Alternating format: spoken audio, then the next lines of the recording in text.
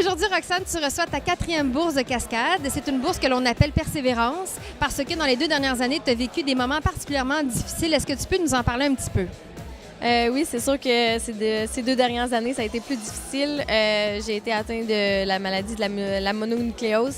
Puis après ça, il y a eu des blessures qui ont suivi. Fait que c'est sûr que ça a été plus difficile.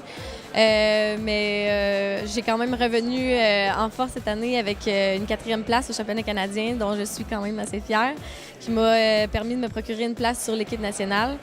Donc c'est ça, là, Dis-moi, quelles ont été tes sources de motivation pour revenir forte, revenir de l'arrière comme tu l'as fait?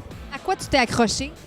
Bien, c'est sûr que le sentiment que tu peux aller toujours plus loin puis que tu n'as pas nécessairement fini encore jusqu'au bout de ce que tu es capable d'aller, c'est assez motivant pour continuer. C'est sûr que de ne pas vouloir non plus finir sur une mauvaise note.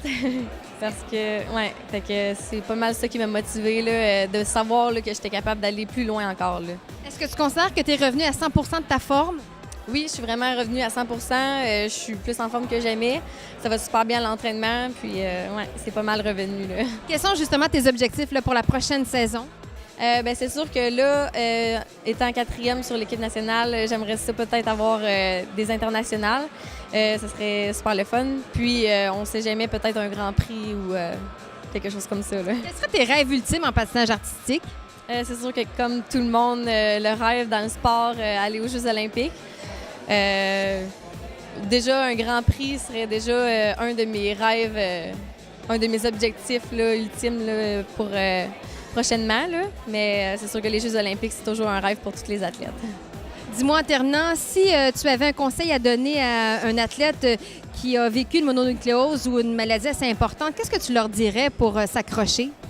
C'est sûr que toujours croire en soi, même si il y a 1001 choses qui nous permettent de ne pas croire en nous, de toujours croire, puis toujours, c'est ça, là, s'accrocher au fait qu'on peut toujours se surpasser.